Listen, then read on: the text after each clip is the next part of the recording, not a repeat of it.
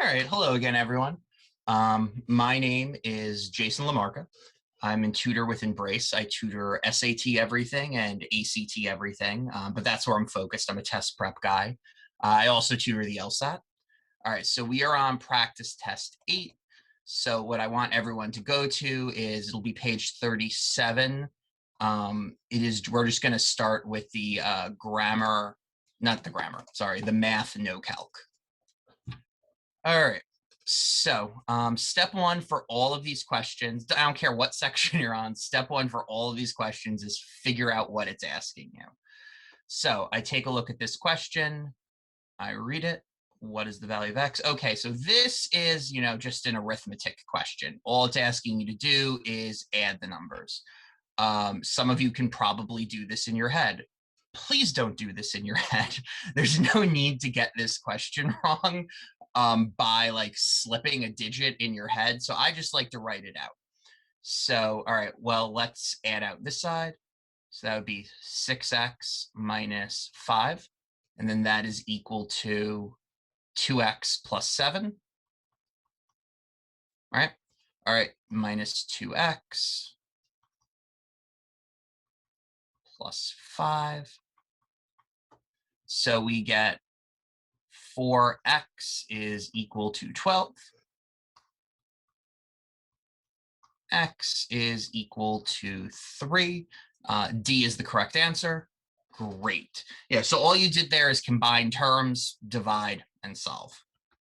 I'm sure you guys, I'm not sure how long you guys have been at this, but there's a difficulty curve on the math section.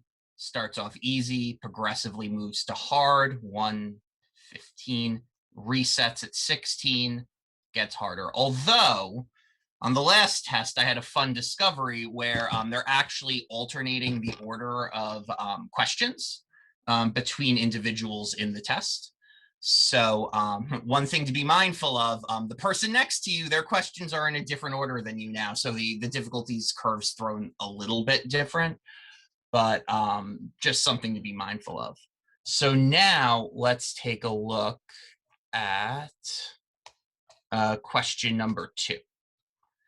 The graph above shows the distance D traveled in feet by a product on a conveyor belt m minutes after the product is placed on the belt. All right, so we can tell D is our y-axis, m is our x-axis.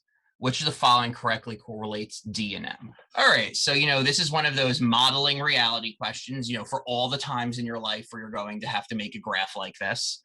But just as a little review, right, y is equal to mx plus b. So here is the way I like to conceptualize this. Now, it's overkill on this particular problem. However, when you get to the harder problems, this can be very helpful. So whenever you're dealing with a real world equation and you're trying to create a line, b represents the initial value. That is the value at time 0. So I like to explain this using the way I bill for tutoring in just completely fake numbers. But let's say, and so what this represents would be how much it costs me to leave the house, right? Like, I don't care if you want a 1-minute lesson, this is how much it costs me to put on my clothes and get out of the house, right? Now that's the fixed cost. Now this is the variable cost. This would be how much I would charge. But the best way of conceptualizing M is, and I like literally just say this in your head, M is equal to the change in, now I'm going to put Y in quotes, but you literally just read in whatever Y is. The change in distance traveled per 1x. If you learn to conceptualize M in that way, it will make some of the harder questions very easy. For this particular question, it's kind of like dropping an anvil on a fly, but we have our eye towards those later questions where having that structure in place can be very, very helpful. So, right, so in here, all right, well, what does M represent? M is the change in distance per 1 minute. Okay, so now here, well, the initial value is going to be 0, right? That's the y-intercept. That's the b in y equals mx plus b, right? So initial value or intercept, so that's at 0. You're dead to me. You're dead to me. And now this one, since there's a graph, we can just determine the slope. So the slope is rise over run. Now you can pick points, but this one is dead simple. So 1, 2, rise is 2, run is 1. So the slope is 2. So the answer is A. Now, I generally discourage counting. Now, here's why. Because you can get tricked if the axes aren't the same. And that is a game they like to play. Like, this will be 1 through 7, and this will be 2, 4, or some sort of game where the axes aren't, the boxes don't correlate to 1 point each, or the same number of points each. Now, this is question 2, so they're not going to do that to you. But something to be mindful of later on, counting the boxes as opposed to applying, x2 minus x1,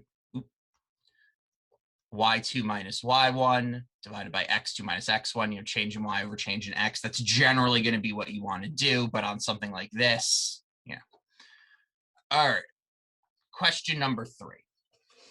All right. The formula below is often used by project managers to compute E, the estimated time to complete a job, where O is the shortest completion time, P is the longest completion time, and M is the most likely completion time. Which of the following correctly gives P in terms of E, O, and M? All right, so first step is always identify the question. Well, here, if it's asking us to give P in terms of everything else, that means solve for P. So this is an algebra question. Now it uses more variables. So, it's unsolvable in terms of numbers because we don't have numbers, but we rearrange the equation so that P is on a side by itself. So again, I really don't like doing these in my head. There's hard questions. There's no need to get easy ones wrong, thinking you're better at mental math than you are. By the way, this is something you're going to learn. There are things that you are good at and you are bad at. The things you're bad at, you need to come up with tricks to adjust. Like if you constantly find yourself making mental math errors, well, then you really need to be more diligent. Personally, something I do, like I still do to this day, is whenever I see a coordinate pair, I literally write XY under it so I keep straight which one's which. Haven't made a mistake on that in years once I started doing that. You need to figure out what you need to do and fix it. You don't get style points for finishing the test with a blank booklet. All right, so step 1, multiply both sides by 6. So now we have 6e is equal to O plus 4m plus p.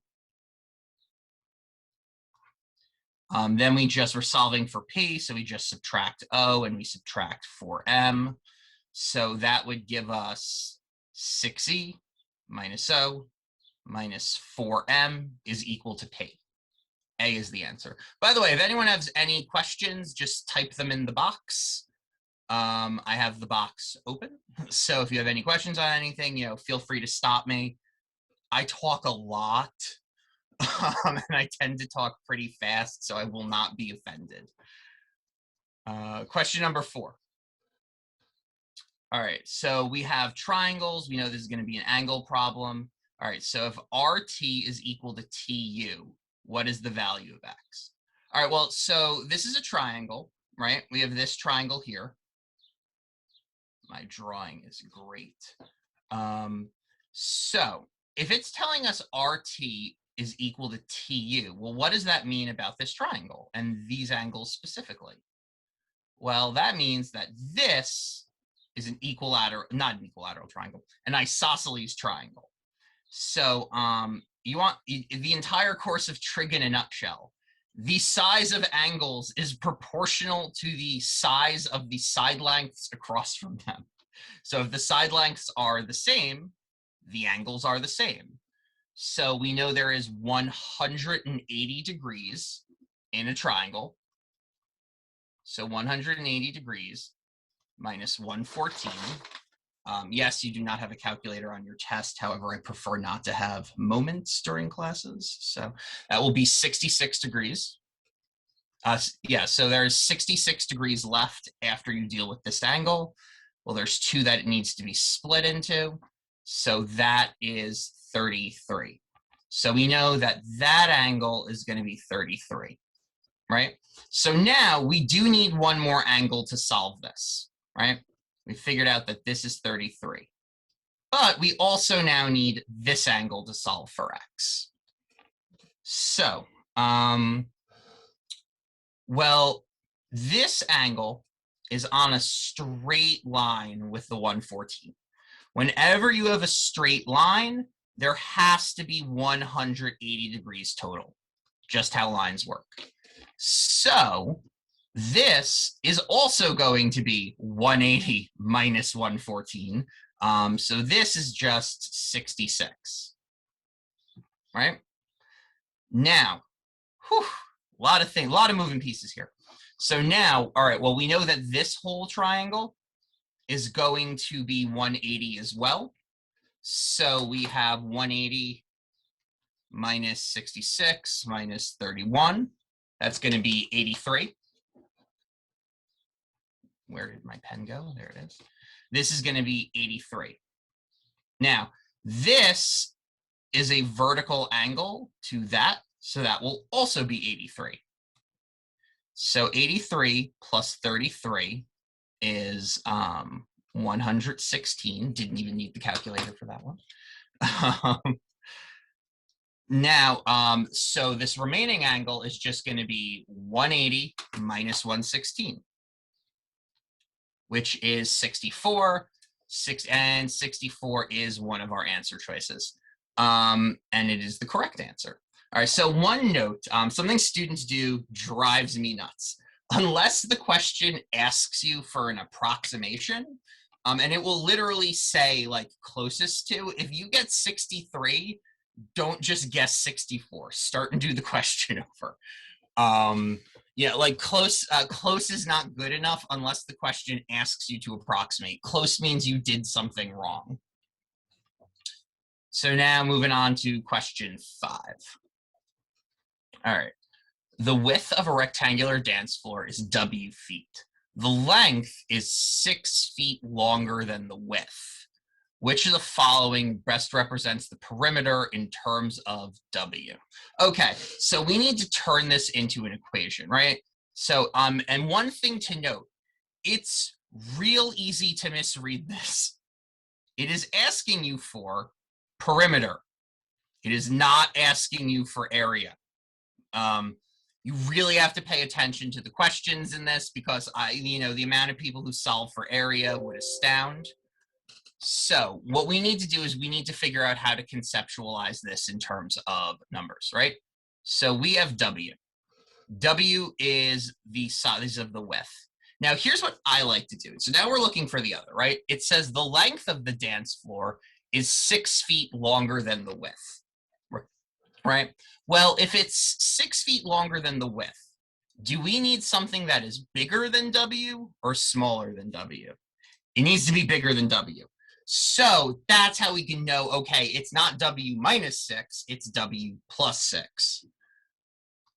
So the other one is W plus 6. Now, if you didn't read this properly and thought you were solving for area, well then the answer you get is D. But D is wrong. Perimeter is, so now we have our rectangle. We have W plus 6. Well, we know that this is going to be W, and this is also going to be W plus 6. So it will be 4W plus 12. B is the answer. Boom roasted. That one goes out to the ones amongst you who have watched The Office, which I often find is the only cultural artifact I share with you guys anymore. I get older. You guys stay the same age. It's the language we speak has drifted over the years. Which of the following consists of the y coordinates of all points that satisfy the system of inequalities above? All right, so it's asking for the y coordinates that satisfy the system above. So well, what we can just do here is, because these are in the same direction, we know that 2x is going to be greater than 5. So we can literally just sub that in because the inequality signs are in the same direction. So now we have y is greater than 5 minus 1, y is greater than 4, and we are done with that question. Now, what if you're thinking to yourself, oh, Jason, but like, I didn't exactly know that. What should I do? This is question 6. It's not going to demand that much of you. Just do, if you're at question 6 and you're like, I think this is going to work, let me try it out, like, it will probably be, 6 and before is probably going to be one of the more obvious things. And by the way, a test-taking strategy you can get shocking mileage out of. If you don't know what to do, just start doing things. Like, look at what you can do, and if you start doing what you can do, often you will end up in the place you need to be. Like, you'll like solve something and be like, oh, now I get it, and you'll be able to apply it to somewhere else. You'd be surprised how much value you can get out of that. All right, question number 7. Now, there's 2 ways of doing question number 7. There is, you can start actually trying to solve the equation, or if you take a look at this, these are possible answer choices. You can just plug them in and test which ones work. So I would actually almost encourage that in this one, because sometimes something slips, but you would have 2x plus 6 is equal to x minus 1, right? Okay, does -1 work? Well, -1 would give us -1 would give us -1 minus 1. On that side, and on this side, it would give us 4. So this would have the square root of 4 is equal to -1 minus 1. Now, is that going to work? No, because 2 is not equal to -2. Oh, so -1 doesn't work, right? A is dead to us, C is dead to us, D is dead to us. The answer is B. Yeah, and that one you were just able to knock them all out from 1, probably because it's a little bit earlier. But so, just plugging, when they give you possible answer choices and an equation, just plugging them in often works. All right.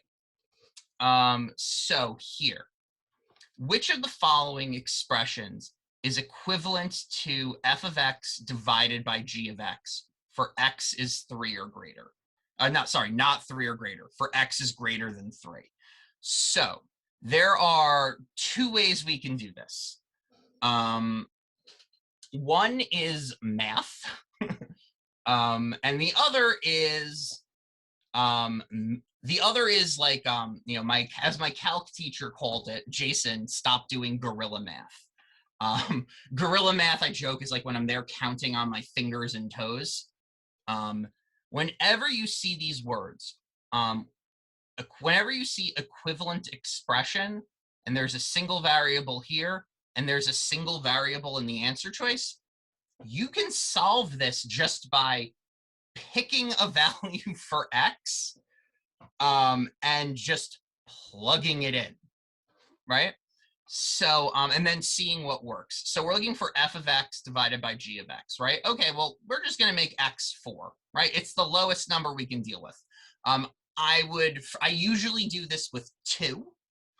Never do it with 1 or 0, because that could end up screwing it up. It's not like you're going to get a wrong answer, but you'll end up with situations where there's more than one right answer, which can throw you.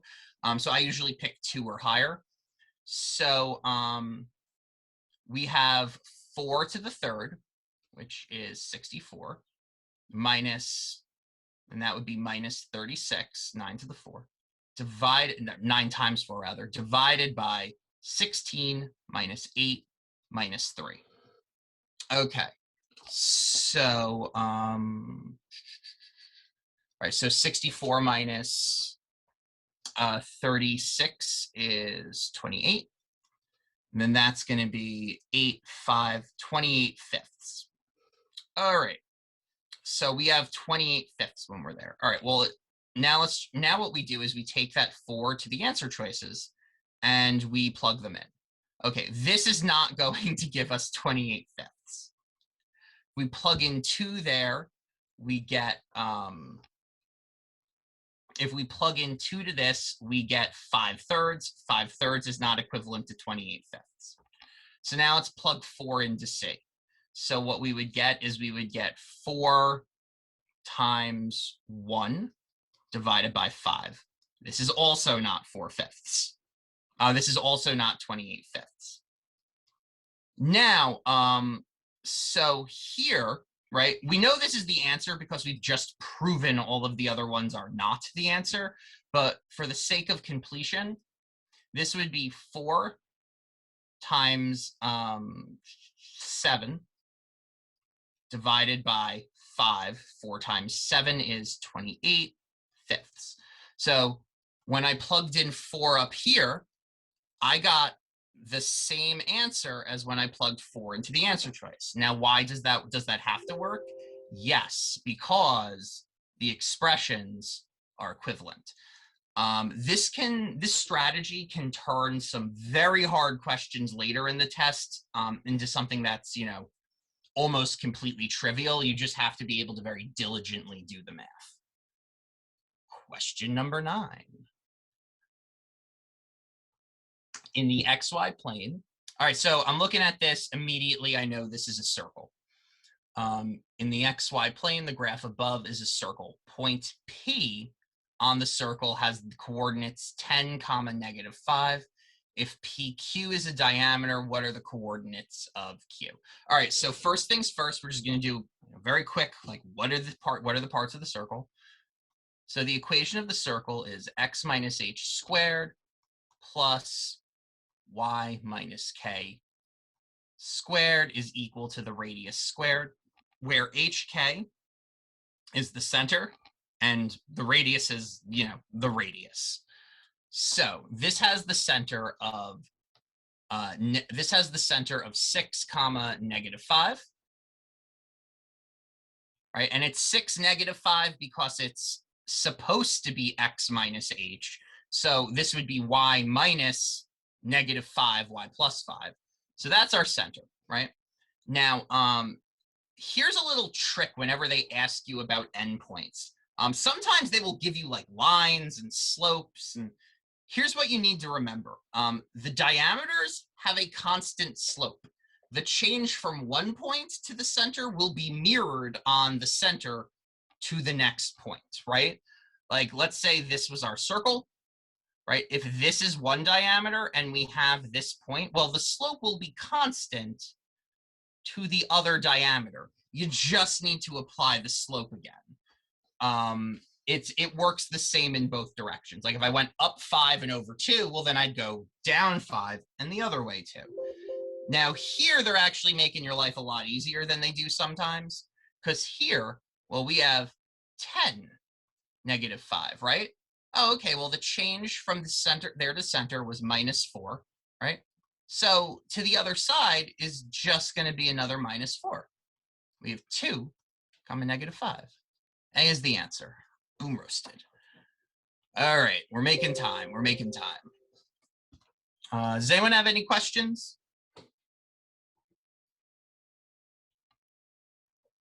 Comments, concerns, criticisms, rebukes, rebuttals? Nope. All right, moving right along. A group of 202 people went on an overnight camping trip, taking 60 tents with them. Some of the tents held 2 people each, and the rest held 4 people each.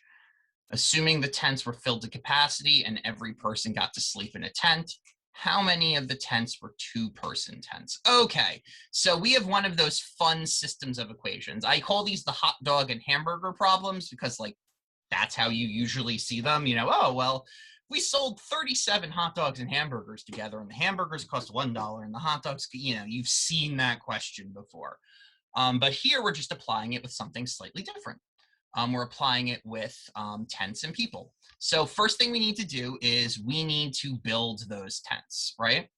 So 202 people went on an overnight camping trip, taking 60 tents with them.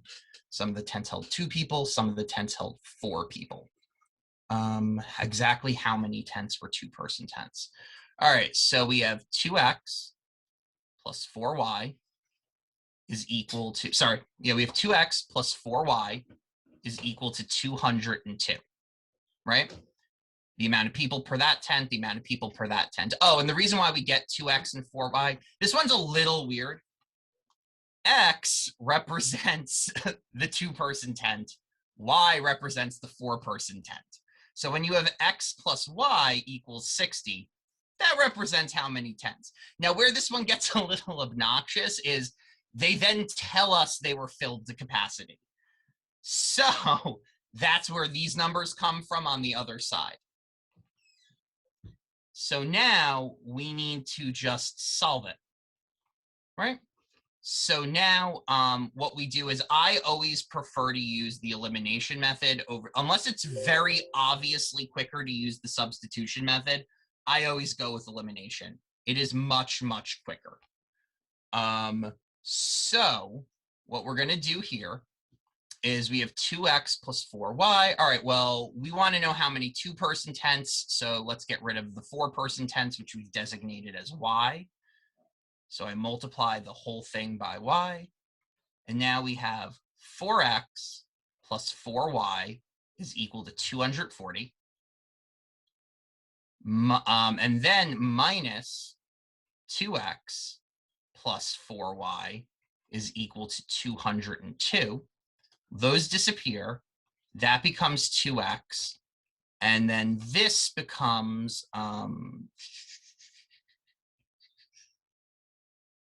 this becomes 38. Then x is equal to 19, not 119. X is equal to 19, which is C, which is the answer. Go team. Anyone have any questions? How did I set up the second equation? When you said the second equation, which one was, which equation are you referring to?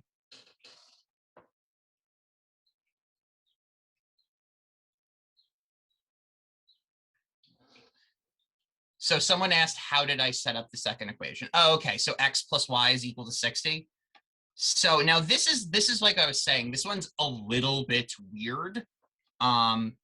You have to conceptualize, because when you're dealing with hamburgers and hot dogs, like the amount of hamburgers and hot dogs versus the price is very intuitive.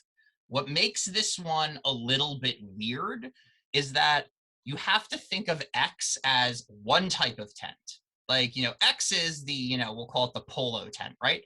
Those hold 2 people each. Y is the, I don't know, the Jason tent.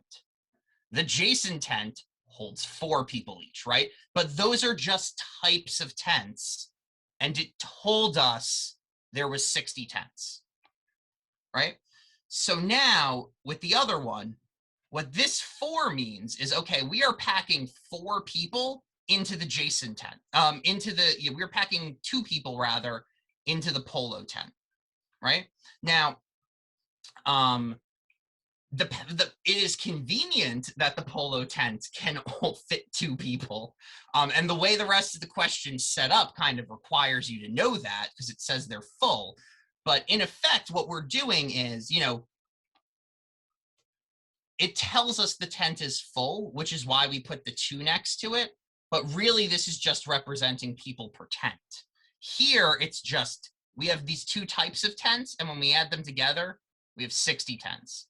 Here, we're discussing how many people we're actually putting in the tent, and that has to be equal to the amount of people who actually went on the trip.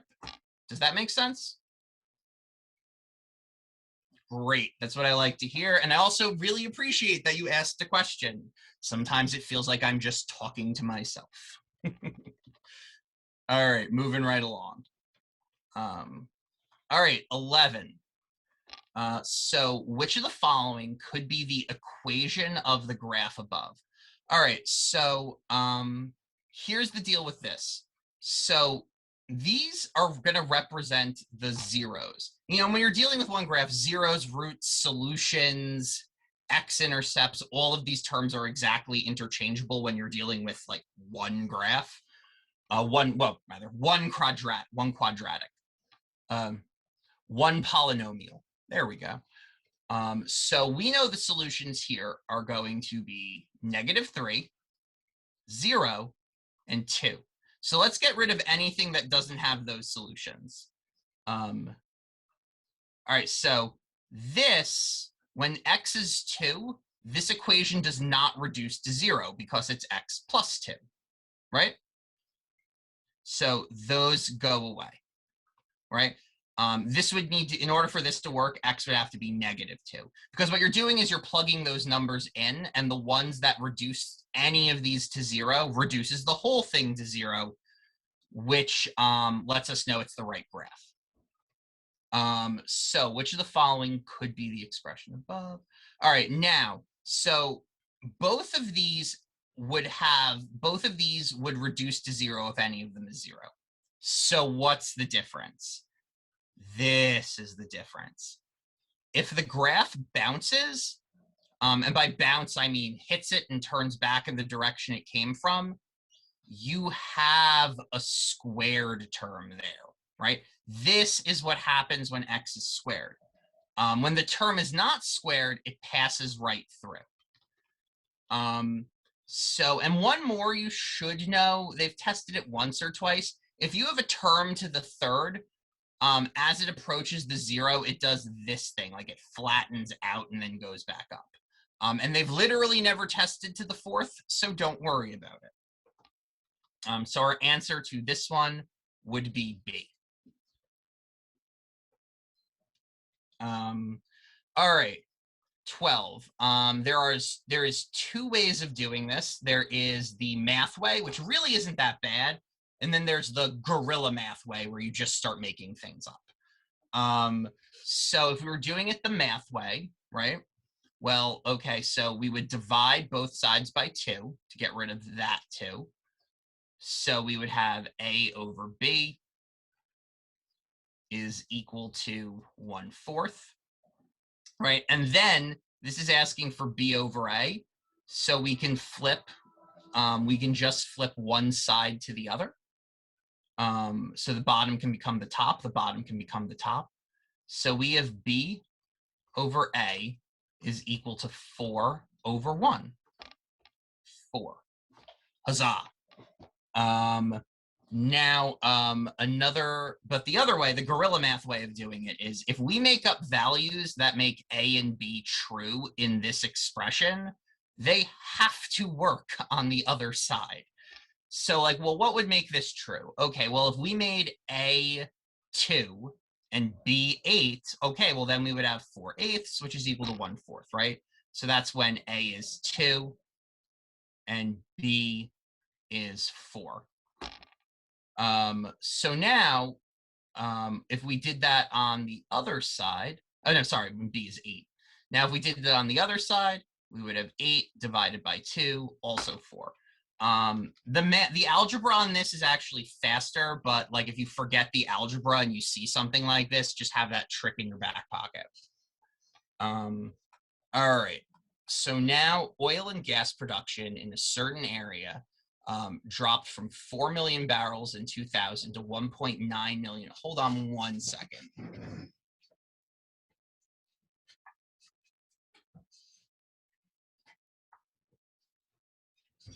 Sorry about that. Little noise in the background I needed to get rid of. Oil and gas production in a certain area. Nope, that made it louder.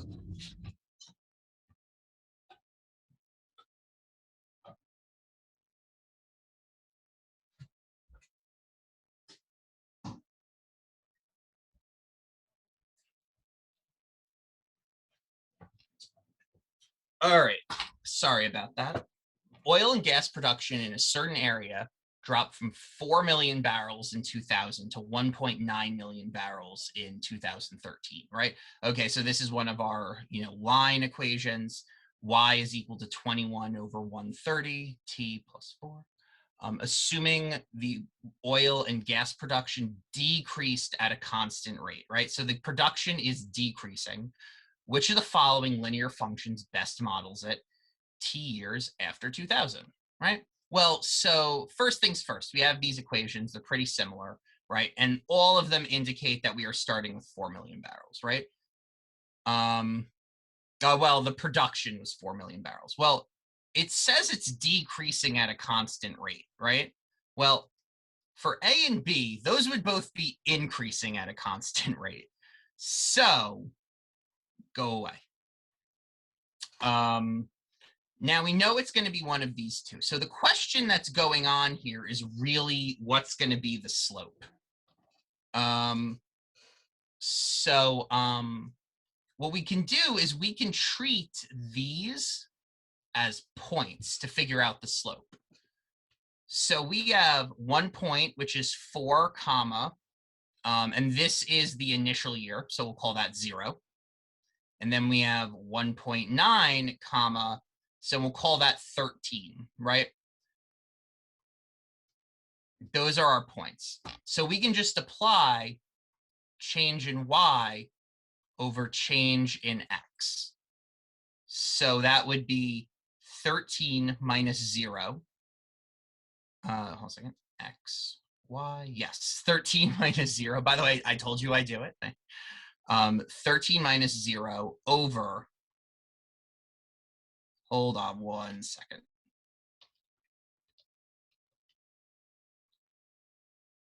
Other way around. Sorry about that. It's 13 comma 0. Oh, goodness. It is 0 comma 4 and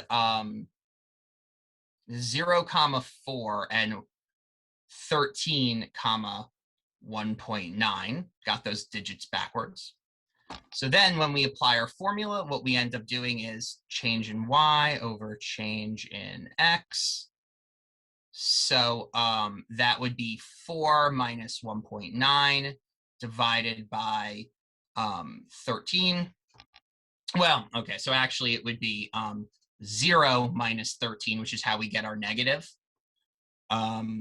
So then we end up with 2.1 over negative 13. Now, these units disagree with those units, but if you just shift the decimal place one, you're not really doing anything, and you end up with the right answer, which is C. Excellent.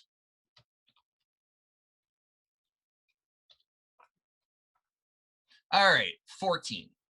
All right, so they don't test this all that much, but it's good to have in your, it's good to know.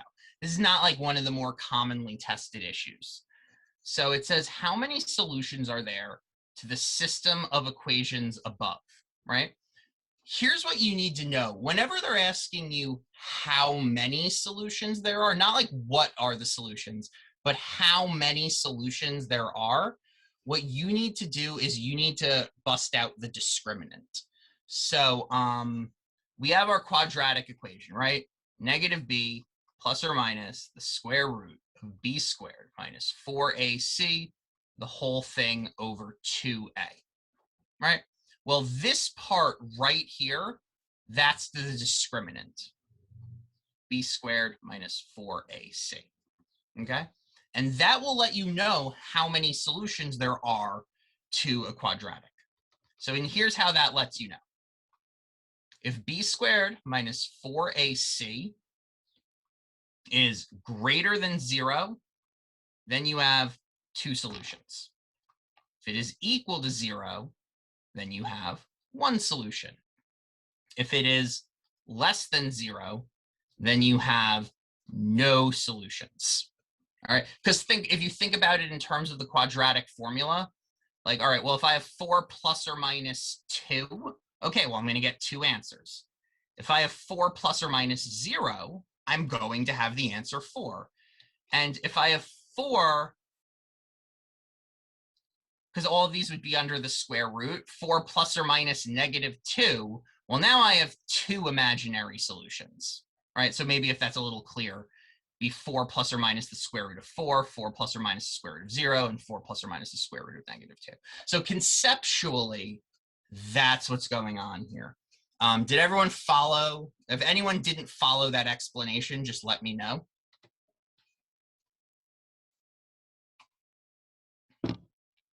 All right, great. So now here's what we can do. All we need to do is combine these. Now, so typically, all right, when you're dealing with the discriminant and solutions for just one thing, like typically it's like, okay, this will let us know it has 2 solutions, this will let us know it has no solutions, and if it actually bounces, you know, it has 1.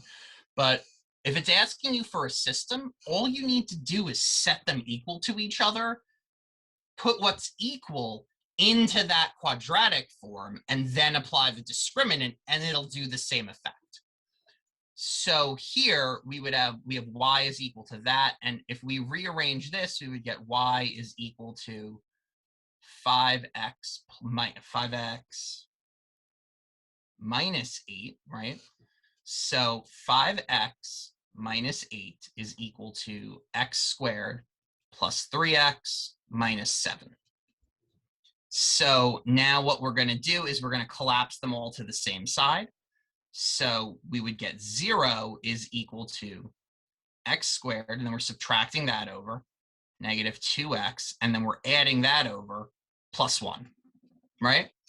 Now, this should look, hopefully, this looks very familiar, but even if it doesn't, you could apply the quadratic formula to solve for it. But with product sum, you know, you can just realize, okay, well, this collapses down into x minus 1 squared, right? Now, you know, you could figure that out through product sum. All right, x minus 1 times x minus 1 is what gives us that and that, or you could plug these into the quadratic formula. But at the end of the day, here it is, right? Now, that's like that works for this one. However, let's actually do what I told you to do and apply the discriminant. So b is -2, right? So we have -2 squared. Then that is going to be minus 4 times a, which is 1, and times c, which is also 1, right? So that would give us 4 minus 4, and that is equal to 0.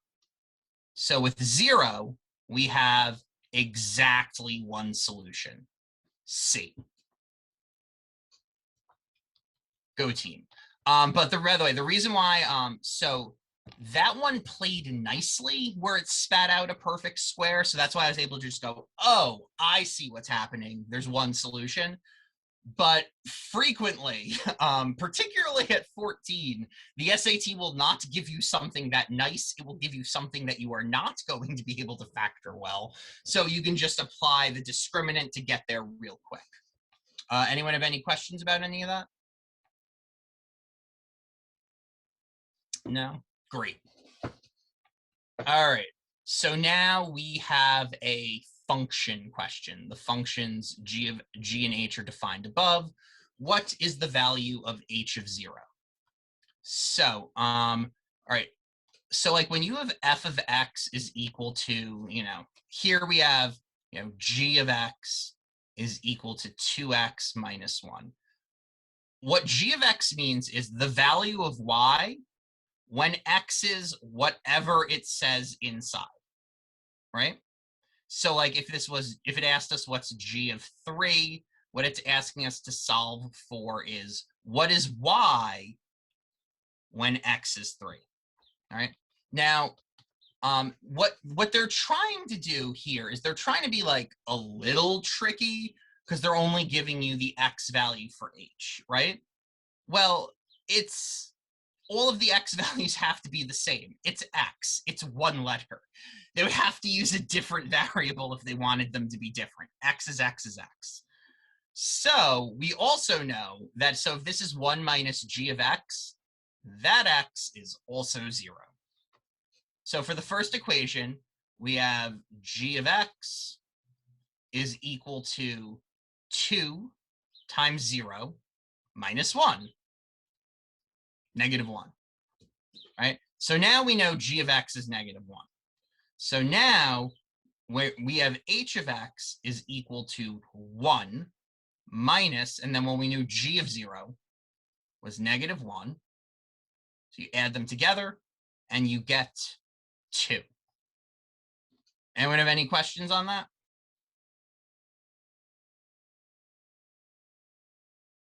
Great.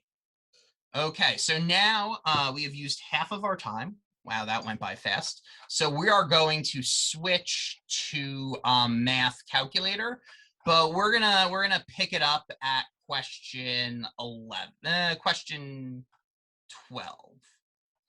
Unless any of you have something prior to 12 that you would like to go over specifically, please let me know.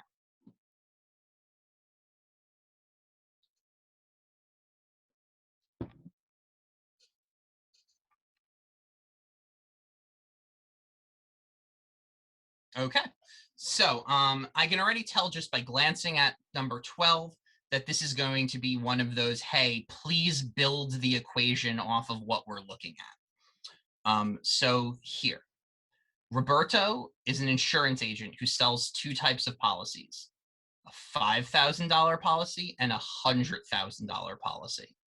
Last month, his goal was to sell at least 57 insurance policies. So do you see how that says at least? At least means that or greater. And so seeing as we're dealing with an inequality, like that probably means that, but we need to keep reading to see what's actually going on because that's his goal and not, what occurred. He did not meet his goal, right? That's why we need to keep reading. So we, in fact, know he sold less than that. The total value of sales was over $3 million. Which of the following describes the system of inequalities that blah, blah, blah, is appropriate? So, well, we know that he did not sell, right? His goal was to sell 57. He did not meet that goal, right? So we know that X and Y, right? So X represents one type of policy. Y represents the other type of policy. So, if we set this up, we would get X plus Y is, X plus Y is equal to 57, and 50,000 X plus 100,000 Y is equal to 3 million. However, all of them have that. So this is about which way the inequality signs should go. Now, since he did not meet his goal, we know X plus Y is definitely less than 57. So that one's gone, and that one's gone, right? Now, though, what the question becomes is for the other one. Well, in this scenario, he sold less than 3 million policies, right? Well, it told us, less than $3 million worth of policies. It just tells us he sold over $3 million worth of policies. So the answer there is C, because that has the greater than. Moving right along. All right, so 13. So if a to the -1/2 is equal to x, what is a in terms of x? So there's a few things running around here. There's a couple ways you could do this. The easiest way is to just remove this exponent by raising it to another exponent. But we're just going to review exponent rules real quick. We're going to blaze through them. So x squared times x to the 3rd is x to the 5th. X to the 10th divided by x to the 7th is x to the 3rd, right? You're adding them when you multiply. You're subtracting them when you divide. X to the 4th to the 3rd is x to the 12th. When you raise an exponent to another exponent, that's when you multiply. X to the -3 becomes 1 over x to the 3rd. If you have a negative exponent and it starts in the denominator, send it to starts in the denominator, send it to the numerator, starts in the numerator, send it to the denominator. And if you have x to the 3/4, well, that would become x. That would become the fourth root of x to the third. And those are the exponent rules you need to know.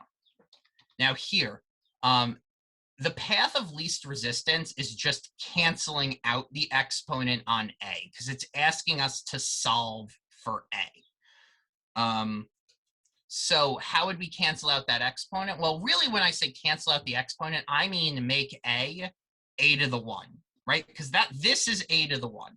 So, well, what would we raise? How would we make a to the -1/2 a to the 1?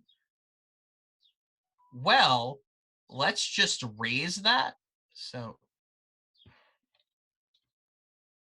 we take a to the -1/2, and if we raise that to the -2, well, when we multiply that, we would get a to the -2/2, also known as a to the 1, right? So a to the 1 would be equal to x to the -2.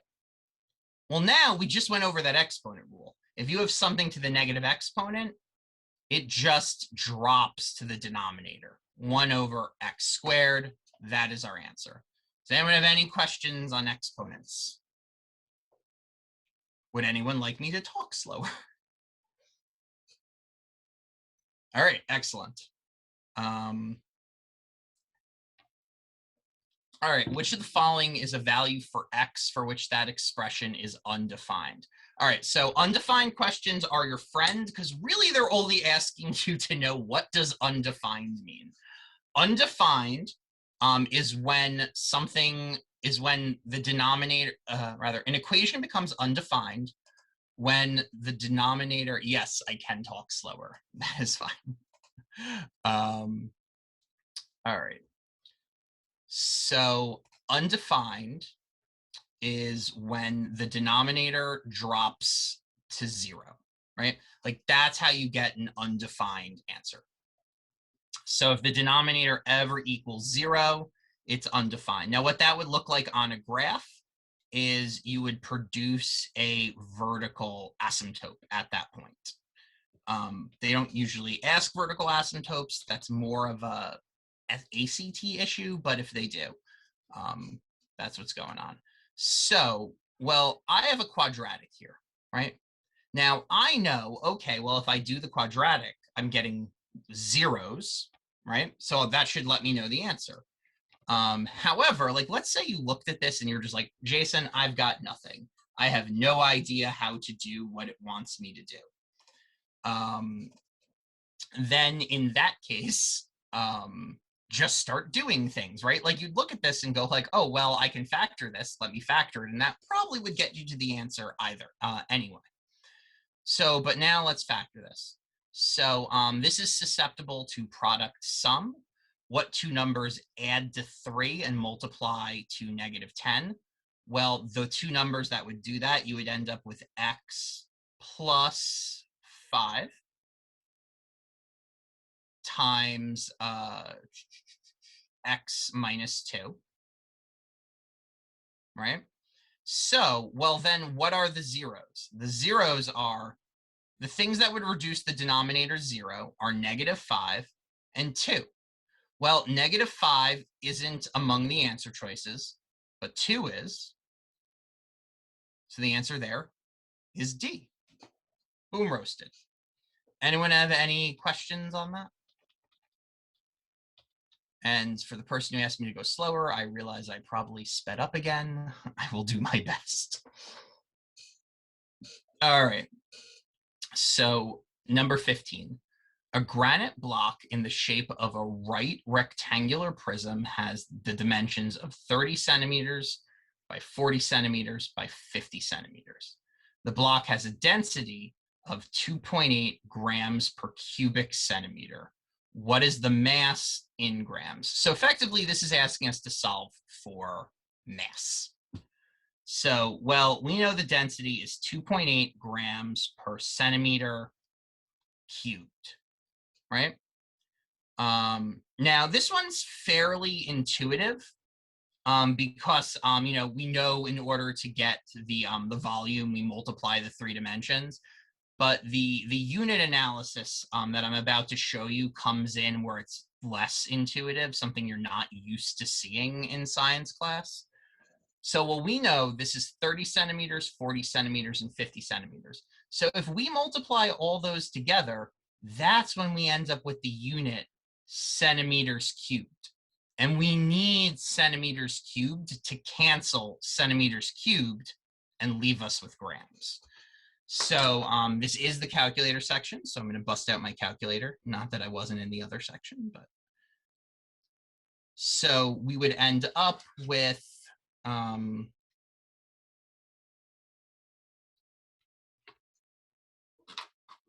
answer is, yep. All right. So what we would end up with is when we multiply 30 by 40 by 50, we end up with 60,000, right?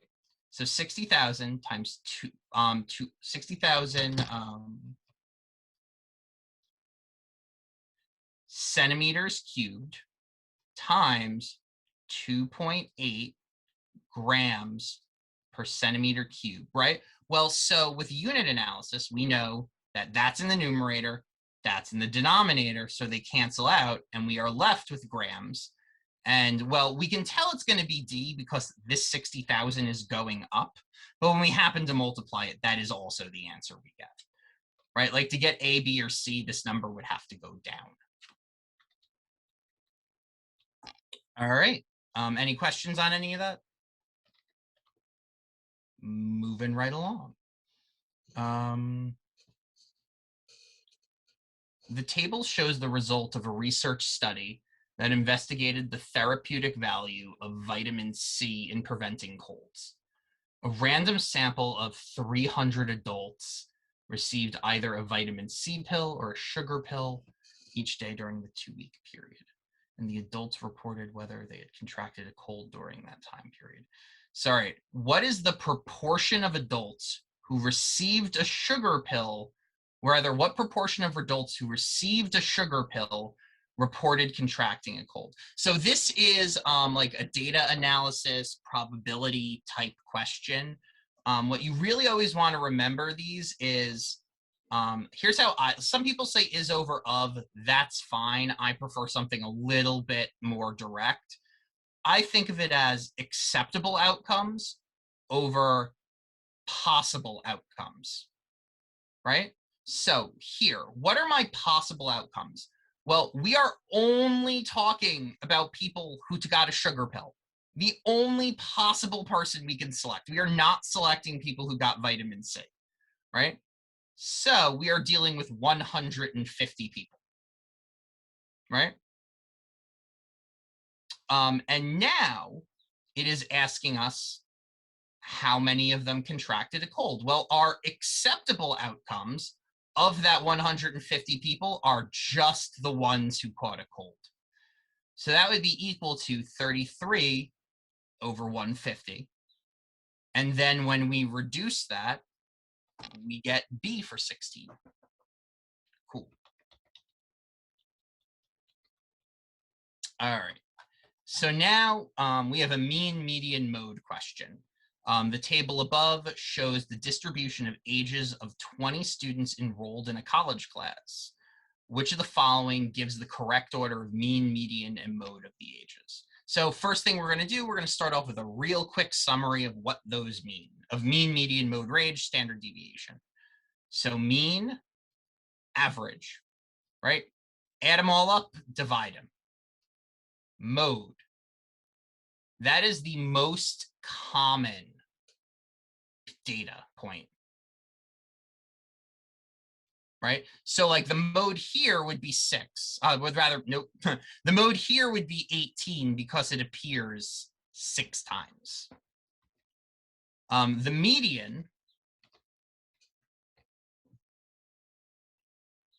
is if you set up all the data in a line, right, and counted which one would be in the middle.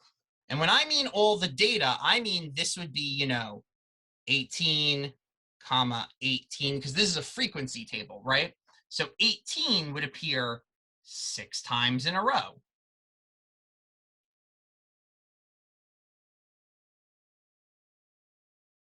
Right? And then 19 would appear. and 19 would appear 5 times in a row, and then 20, and so on and so forth.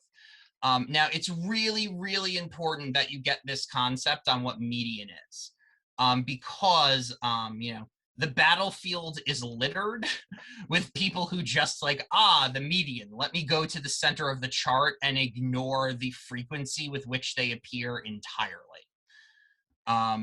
So now here's how you can figure out where the median piece of data is. So take the total data and divide it by 2, right? So here we have 20 pieces of data, right? If you get an even number, like 10, okay, well, then it's going to be the average of the 10th and the 11th piece of data. If, on the other hand, you get like 10.5, then it is the 11th piece of data. Like, that's the shorthand way, rather than like literally sitting there and counting, rather than literally drawing it out. So here, right, we have 20 pieces of data. So the median piece of data, sorry, so we already have the mode as 18. The median piece of data will be, so there's 20 pieces of data, right? So the median piece of data will be 20 divided by 2, which is 10. It will be the average of the 10th and the 11th piece of data. So where does the 10th and 11th piece of data occur? They actually occur at age 19, right? So there's 6 pieces of data for 18. And then the 10th piece of data is 19. And the 11th piece of data is also 19. So the median is 19. So that's a really important concept to get. Does everyone understand that?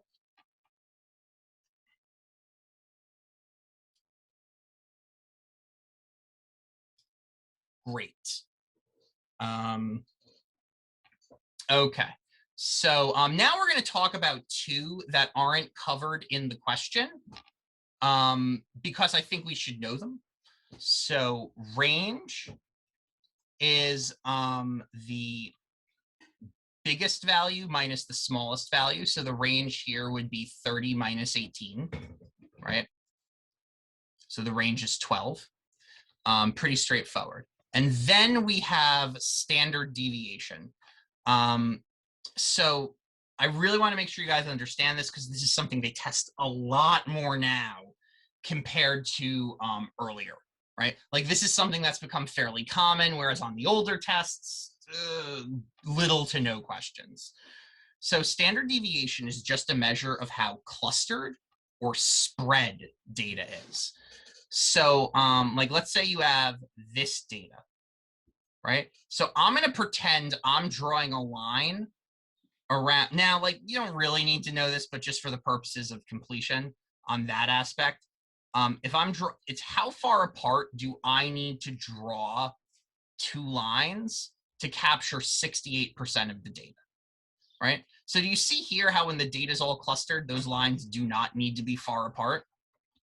But let's say the data is like this. Okay, well, then I have a much higher standard of deviation, right? Or let's say I have this, what's known as a bimodal distribution. That has a very high standard deviation, right? Because the data is like all spread out to the sides. It's not even evenly in the middle. By the way, if you're asking yourself what in real life would ever resemble this type of distribution, this was actually lawyers' salaries when I graduated law school. That was $40,000. That was $160,000. Like, those were where you were probably going to start earning. But that's standard deviation. So now this one deals with mean, median, and mode. So the mode was 18. The median was 19, right? So right now we can go through and we can get rid of anything where the mode, it says the mode is greater than the median.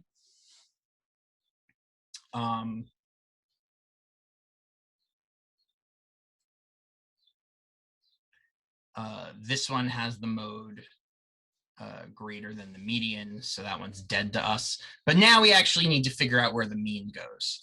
So what you would do is you would pull out your calculator, and it is 18 times 6 plus 19 times 5 plus 20 times 4 plus 21 times 2 plus 22 plus 23 plus 30. Yeah, so that gave me 400. If you ever get an answer like 400 for that, it's a real good sign that you added correctly. So the mean for this is 20. Now I did all that work for the purposes of showing you, like, you can kind of guess with all of this data thrown in that the mean's going to be higher. I don't like doing it that way because I don't want to run on feelings for the test. And it's really not that much work to do the addition. But so in this case, we can see, okay, what's going to be the greatest? The greatest is the mean. So the answer is A. I'm not a big fan of like saying like, this answer feels right, therefore let me pick it. The figure below shows the relationship between the percent of leaf litter mass remaining. Oh, by the way, does anyone have any questions? Mean, median, mode, range, standard deviation?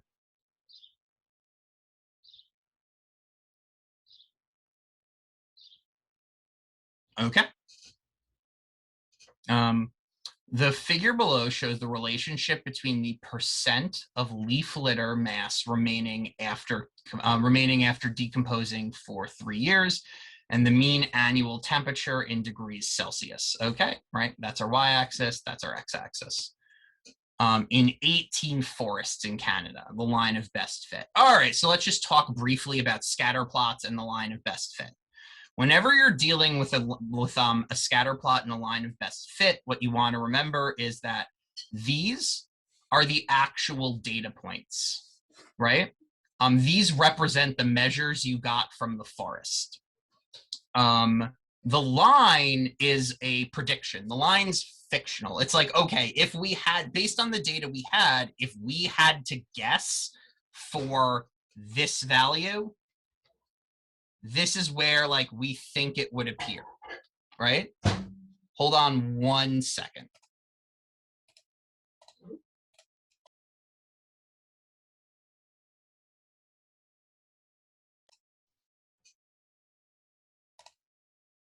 Sorry about that.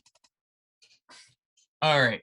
So in a particular forest in Canada, whose data is not included in the figure, had a mean annual temperature of -2 degrees Celsius. Based on the line of best fit, which of the following is closest to the predicted percent of leaf litter mass remaining in this particular forest after decomposing for 3 years? Okay. I'm just going to reread that real quick.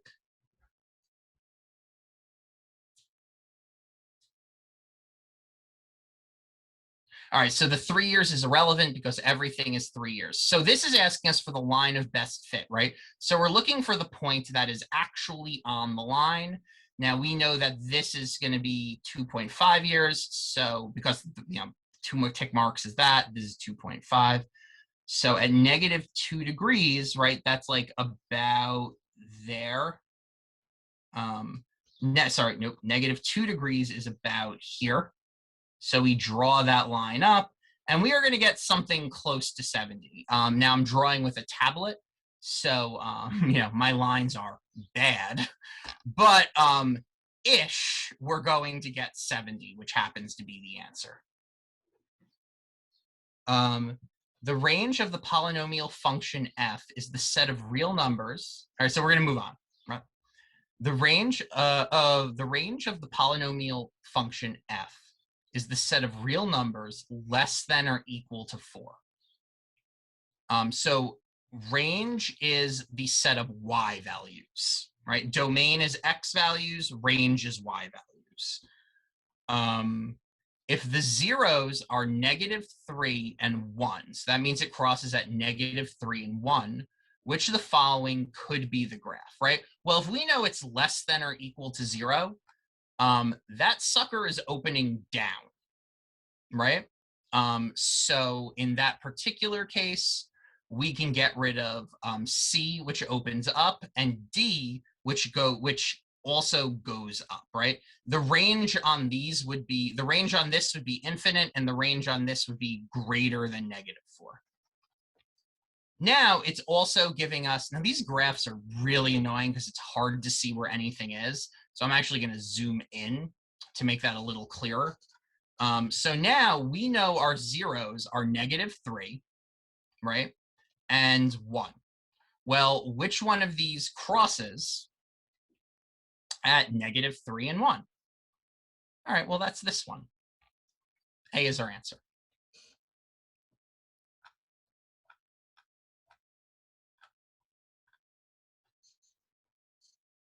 Um, 21.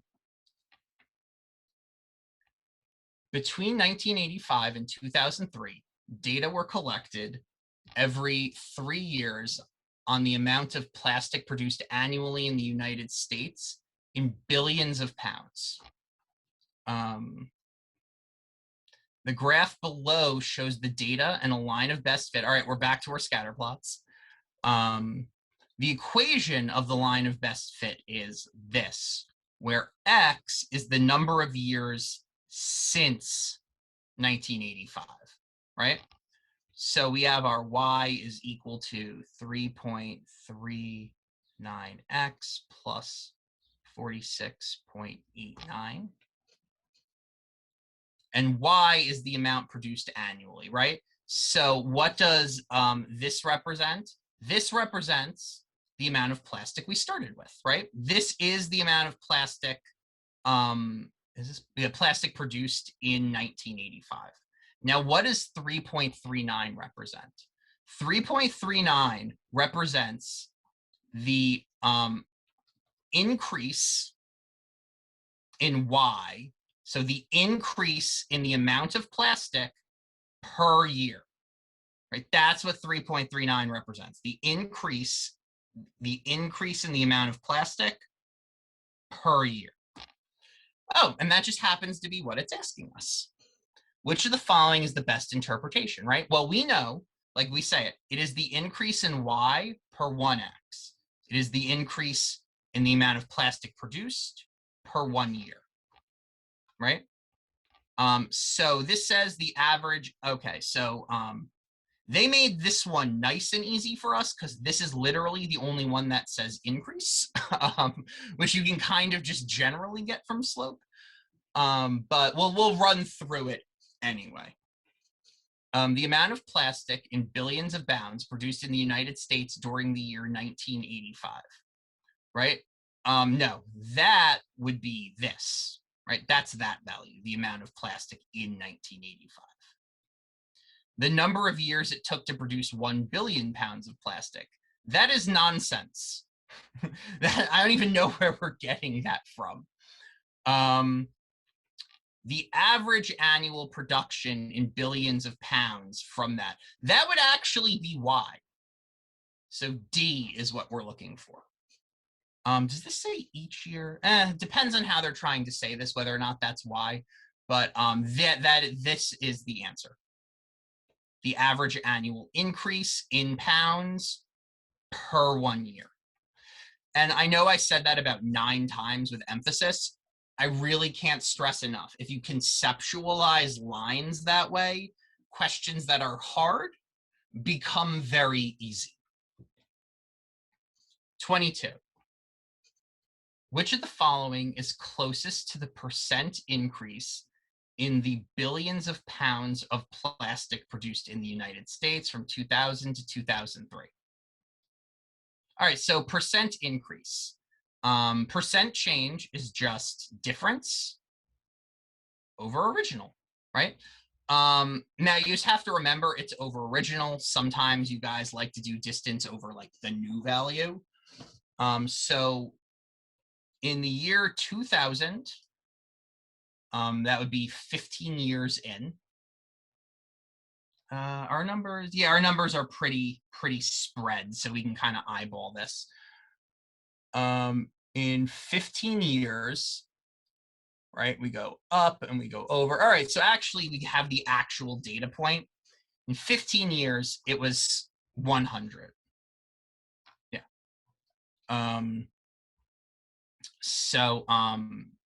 And that is the original, right? So because 15 years later, after 1985 is 2000, so we have 100.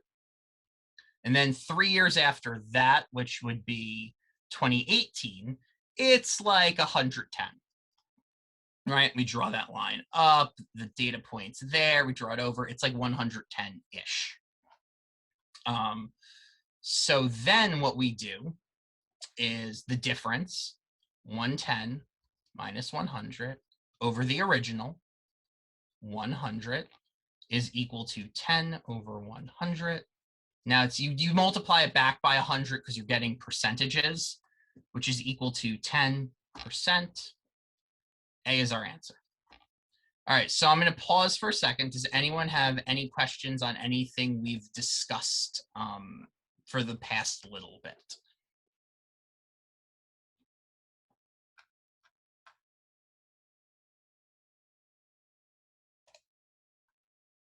Great.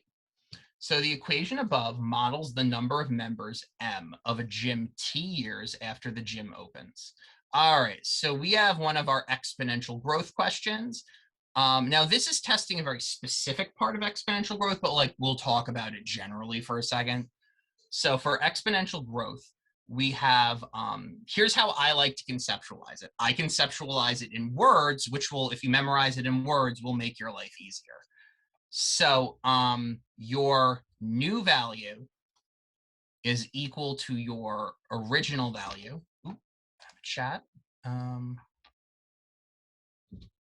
Okay, yeah, so exponential growth and decay are the same thing, whether or not it's getting bigger or smaller. And we're going to talk about them right now. There's someone who said they wanted to talk about it. New is equal to original. All right, so we're going to new equal to original, then times 1 plus or minus the percent change, right? So what does that mean? So you see how this is, so here, that 1.02, that would mean it is increasing by 2%, right? 2% would be represented by 0.02, and it's 1 plus what you're adding. And then that is raised to the compounding period. All right, now what does compounding period mean? The compounding period means how long does this take for this to go one time, right? Like how long would it take for it to go up by 2% once?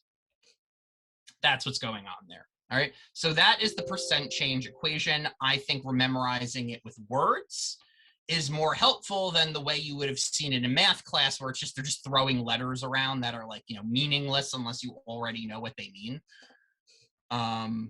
So now here, this is something very specific. And when they get like hard, this is what they really like doing to you. The way you end up with like one of these things like Q over 4 or 3T or something like that, that is when the unit of measure they are giving you, like in this case time, is different than the compounding period, right? Like this one, they're giving it to you, it compounds yearly, but they are giving it to you quarterly, right? Now, the best way of doing this, the best way of figuring this out is, remember this, like you want to set it up so that this is 1 year. Well, we want to set up the equation so that in the amount of quarters that is equal to 1 year, which would be 4, that is also equal to 1, right? Like we set them up so that they're like equal to each other where it's appropriate. So here, the answer is actually A, because A is the option where we know there's 4 quarters in a year. right? So T would be 1 at 1 year. And at 1 year, which is 4 quarters, this would also equal 1. Now, I know that's like a little confusing. Does anyone have a question when they like me to try and like do another example or something?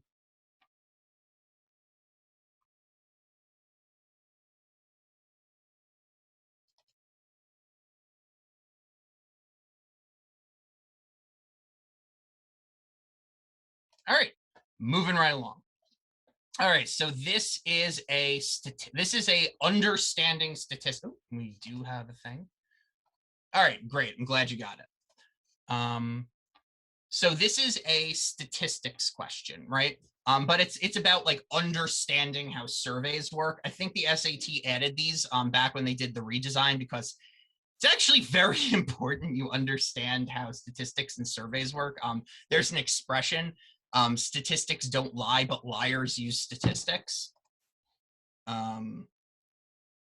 Okay, so someone wants us to trail back. All right, so we're going to finish the question we're on, and then, no, we'll trail back now. All right, so what about it did you think you didn't understand?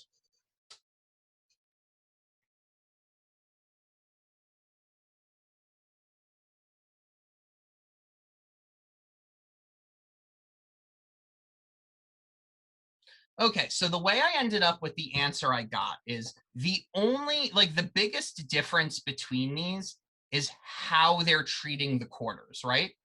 This is asking us to model the equation in quarters, right? So so there's 4 quarters in a year, ergo quarter, right?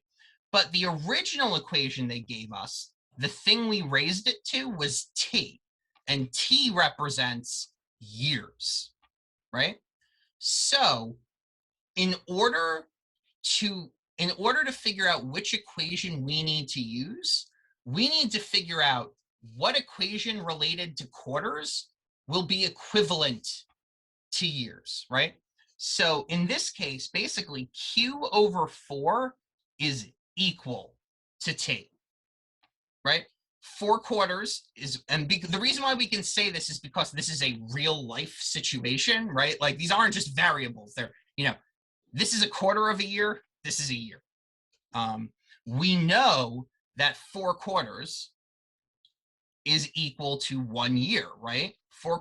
So Q divided by 4 is equal to T. Great, glad you got it. Okay, back to statistics. So we need to figure out which one of these statements is actually supportable by what we're seeing, by what's being written. For the finale of a TV show, viewers could use either social media or a text message to vote for their favorite of 2 contestants. The contestant receiving more than 50% of the vote won. Cool. An estimated 10% of viewers voted. Now, here's the thing. It doesn't say how many viewers there were, so like that's not super helpful, but we know most people didn't vote. And 30% of votes were cast on social media, and since there was only 2 options, 70% were cast on 70% were cast by text, right? Now this says contestant 2 earned 70% of the ones on social media and 40% of the ones cast using text message. Which of the following can we actually know based on that data? So this says if all viewers have voted, contestant 2 would have won. No, we have absolutely no idea what the 90% of people who didn't vote think. Like, we just don't know that. So that can't be the answer. So B is an interesting one. This says viewers voting by social media were likely younger than viewers voting by text. I mean, yeah, sure, maybe. Like maybe, the young people are the ones more likely to use social media, but we don't know that. Like we're inferring that based on nothing, more or less. Like that's not in the fact pattern they gave us. So that's gone. If all the viewers who voted had voted by social media instead of text, contestant 2 would have won. So this one can tempt some people. Because as of right now, this guy, contestant 2, blew contestant 1 out of the water on social media, right? But, well, we don't know if more people had voted if that trend would continue, right? Like maybe it wouldn't. Maybe if all of a sudden, if everyone voted, well, then it just flips the other direction because the people who didn't vote were the people who really liked the other contestant. This would rely on the trend continuing, and there is no information in there that lets us know the trend continues. So that's dead to us. And then, so we know the answer is D because none of those make any sense.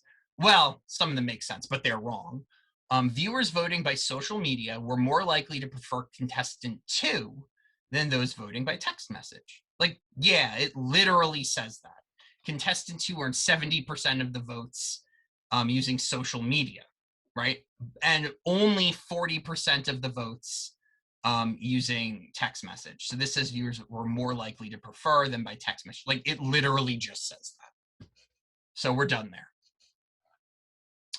So we have 4 minutes. So I'm going to talk a little bit more, rather than doing the next question, I'm going to talk about other survey issues that come up. Because they do ask this they ask this more often now than they used to, and they used to ask it pretty regularly. So a lot of times what these questions will come down to is this idea.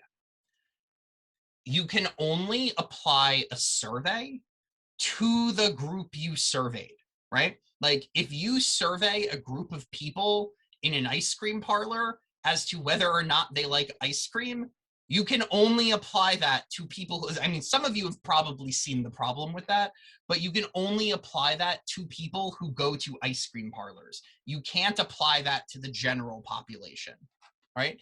If you are doing an opinion poll, like, a presidential opinion poll for people in the state of New Jersey, and you only poll people in the state of New Jersey, you can only apply the result to people of the state of New Jersey, which is the random sample. You can't apply it to any town in New Jersey, and you can't apply it to the country. You can only apply it to the group that you randomly selected people from. And that's another note. Like you have to actually, if you don't randomly select people, like let's say it's a volunteer poll, right? Like we're measuring the amount of people who volunteered to, do this survey. Well, then we can only, by the way, the people who volunteer to do surveys are a very special kind of people. We can only apply the data to the type of person who would actually volunteer for a survey. And that's what most of these questions come down to. But there's also another issue they like asking, and that is margin of error. Like, have you ever seen this? Like, okay, the politician is getting 52% of the vote with a margin of error of plus or minus 3%. Okay? This is what that means. This means the study is saying the actual value could be anywhere between 49%, which would be minus 3, and 55%, and all of the values between are equally plausible. Like the fact that it was 52 plus or minus does not mean 52 is accurate. It's equally plausible to be any of the values in that range. By the way, this is how when you see, certain polls where it's like, oh, he was polling at 54% plus or minus 5%. How did he lose? Well, it's like, well, he hit that end. That poll wasn't wrong. The poll was just, the data hit that low point, but the poll itself wasn't wrong. All right, so that is approximately our time. So I believe your English tutor, the reading to writing tutor, said test 10. So your homework for this is test 10. If there's anything else from that, it's going to be emailed to you. And I will see you guys next week. Have a great day. Okay, so thanks for watching, and please remember to contact us at info@embracetutoring.com to set up any personalized private tutoring sessions you would like. Stay tuned for future videos, and best of luck with your studies. We definitely encourage you to visit our Instagram as well as TikTok pages if you have any questions along the way. Take care, guys. Best of luck with your studies.